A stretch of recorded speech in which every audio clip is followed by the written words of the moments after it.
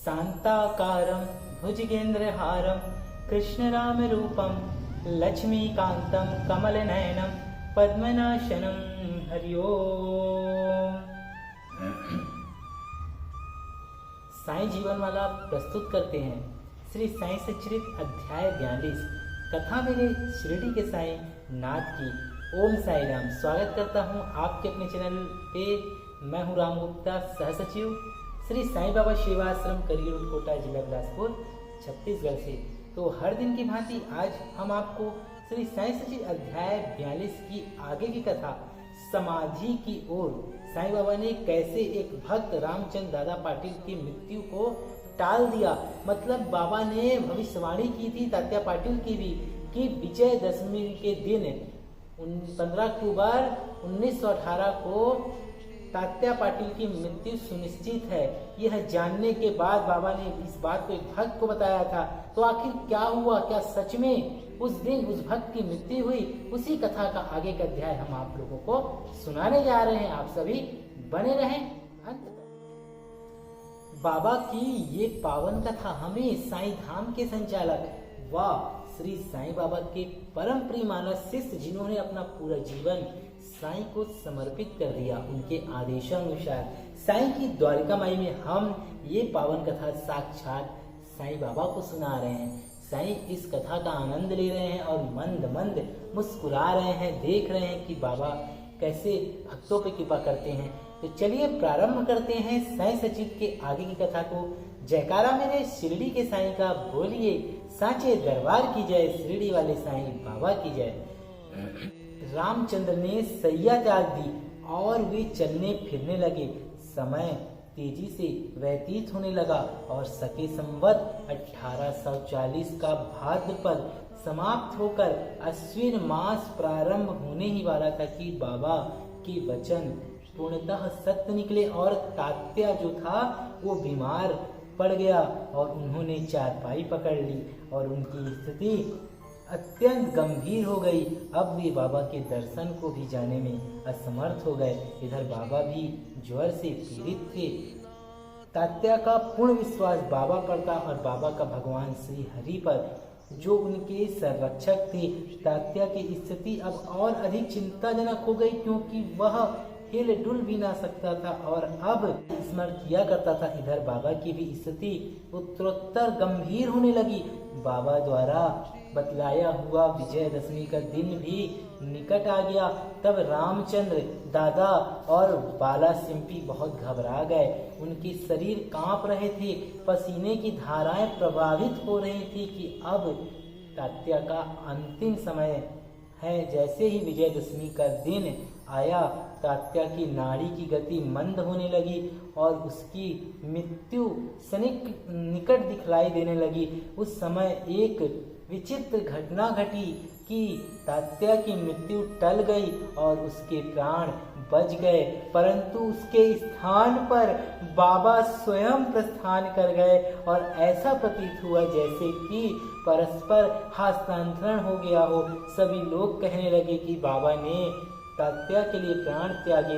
ऐसा उन्होंने क्यों किया ये वे ही जाने, क्योंकि यह बात हमारी बुद्धि के बाहर है। ऐसा भी प्रतीत होता है कि बाबा ने अंतिम काल का संकेत तात्या का नाम लेकर ही किया था। और दूसरे दिन 16 अक्टूबर को प्रातः काल बाबा ने दासगणों को पंढरपुर में स्वप्न दिया कि मस्जिद अर्रा करके गिर पड़ी है और शिरडी के प्रायः सभी तेली तंबोली मुझे कष्ट देते थे, इसलिए मैंने अपना स्थान छोड़ दिया है। मैं तुम्हें यह सूचना देने आया हूँ कि शीघ्र वहाँ जाकर मेरे शरीर पर हर तरह के फूल इकट्ठा करके चढ़ाओ। दासगणों को शिरडी से भी एक पत्र प्राप्त हुआ और वे अपने शिष्यों को साथ लेकर शिरडी आए तथा उन्होंने बाबा की समाधि के समक्ष अखंड कीर्तन और हरि नाम प्रारंभ कर दिया। उन्होंने स्वयं फूलों की माला गुथी और ईश्वर का नाम लेकर बाबा की समाधि पर चढ़ाई।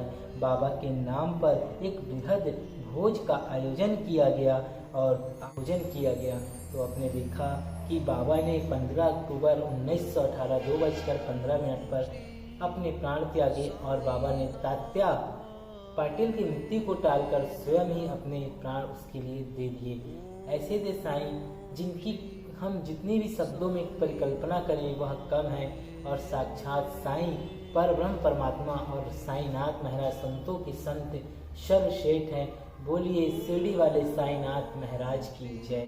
विजयदशमी का दिन हिंदुओं के लिए बहुत शुभ और सीमोल्लंघन के लिए बाबा द्वारा इस दिन को चुना जाना सर्वथा उचित ही है। इसके कुछ दिन पूर्व से ही उन्हें अत्यंत पीड़ा हो रही थी, परंतु आंतरिक रूप में वे पूर्ण सजग थे। अंतिम क्षण के पूर्व वे बिना किसी की सहायता लिए उठकर सीधे बैठ गए और स्वस्थ दिखाई पड़ने लगे।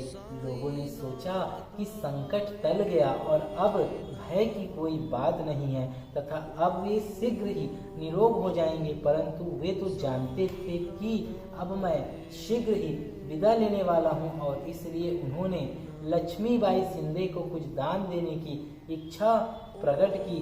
समस्त प्राणियों में बाबा का वास। लक्ष्मीबाई एक उच्च कुलीन महिला थी। वे मस्जिद में बाबा की दिन रात सेवा किया करती थी। केवल भगत महालसापति तात्या और लक्ष्मीबाई के अतिरिक्त रात को मस्जिद की सीढ़ियों पर कोई चढ़ नहीं सकता था। एक बार संध्या समय जब बाबा तात्या के साथ मस्जिद में बैठे हुए थे, तभी लक्ष्मीबाई ने आकर उन्हें नमस्कार किया। तब बाबा कहने लगे कि अरे लक्ष्मीबाई, मैं अत्यंत भूखा हूँ। वे यह कहकर लौट पड़ी। बाबा कहने लगे कि अरे लक्ष्मी, वे यह कहकर लौट पड़ी कि बाबा थोड़ी देर ठहरो, मैं अभी आपके लिए रोटी लेकर आती हूँ। उन्होंने रोटी और साग लाकर बाबा के सामने रख दिया, जो उन्होंने एक भूखे कुत्ते को दे दिया। तब लक्ष्मीबाई कहने लगे कि बाबा यह क्या, मैं तो शीघ्र गई और अपने हाथ से आपके लिए रोटी बना लाई। आपने एक ग्रास भी ग्रहण नहीं किया और उसे कुत्ते के सामने डाल दिया। तब आपने व्यर्थ ही मुझे कष्ट क्यों दिया? बाबा ने उत्तर दिया कि व्यर्थ में दुख ना करो, कुत्ते की भी भूख शांत करना मुझे तृप्त करने के बराबर है। कुत्ते की भी तो आत्मा है। प्राणी भले ही भिन्न आकृति प्रकृति के हो, उनमें कोई बोल सकते हैं और कोई मूक है, परंतु भूख सबकी एक सदृश ही है। इसे तुम सत्य जानो कि जो भूखों को भोजन कराता है वो यथार्थ में मुझे ही भोजन कराता है। यह एक अकाट्य सत्य है। इस साधारण सी घटना के द्वारा बाबा ने एक महान आध्यात्मिक सत्य की शिक्षा प्रदान की कि बिना किसी की भावनाओं को कष्ट पहुंचाए किस प्रकार उसे नित्य व्यवहार में लाया जा सकता है। इसके पश्चात लक्ष्मीबाई उन्हें नित्य ही प्रेम पूर्वक भक्ति पूर्वक दूध व रोटी अन्न भोजन देने लगी, जिसे वे स्वीकार कर बड़े चाव से खाते थे। वे उसमें से कुछ खाकर शेष लक्ष्मीबाई के द्वारा ही राधा कृष्ण माई के पास भेज दिया करते थे।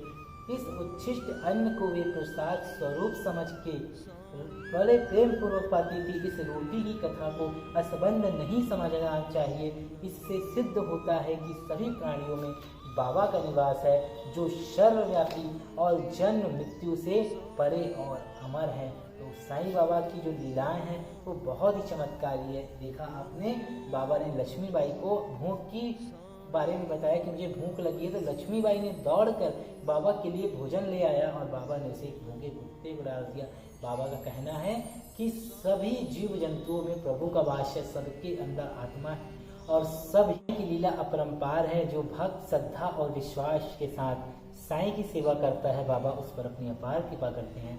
आप सभी भक्तों के लिए मैं बस यही प्रार्थना करता हूँ कि बाबा, बहुत से भक्त संकट में, बहुत से भक्त को बहुत सी परेशानियां हैं, किसी को नौकरी की परेशानी है, किसी को संतान की परेशानी है। बाबा आपकी द्वारका माई से बस इतना ही प्रार्थना करना चाहूँगा, साईं आपकी अखंड धुनी जल रही है।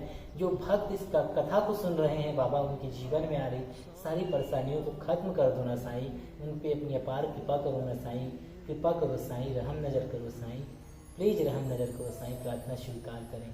अगर आप सभी इस चैनल पे नए हैं, सब्सक्राइब कर लीजिए, बेल आइकन को ऑन कर दीजिए सर्वप्रथम बाबा की कथाओं के वीडियोस प्राप्त करने के लिए। अगर आपके पास साईं सचित महाग्रंथ नहीं है तो आप हमारे दिए गए नंबर पर हमें व्हाट्सअप कर सकते हैं। हम आप तक महाग्रंथ की प्रति भेजने की कृपा करेंगे ताकि आप भी साईं सचित महाग्रंथ का पारायण कर सकें। साथ ही साईं बाबा की भव्य समाधि मंदिर का निर्माण कार्य चल रहा है। आप अपनी श्रद्धा के अनुसार इस निर्माण कार्य में सहयोग जरूर करें। साईं बाबा आपका भला करें। अगर आप साईं के इस चैनल के साईं बाबा सेवाश्रम पर्सनल मेंबर्स बनना चाहते हैं तो ज्वाइन बटन को क्लिक करके आप मेंबर्स बन सकते हैं और जरूर बनिए ताकि आपके द्वारा ज्वाइन की गई रकम से इस धाम के लिए जो निर्माण कार्य हो रहे हैं और जो मतलब धुनी जल रही है, अखंड ज्योत जल रही है, उसमें सहयोग मिलता है। तो सहयोग कीजिए, साईं भला करेंगे। सबका मालिक एक है। ओम साईं राम।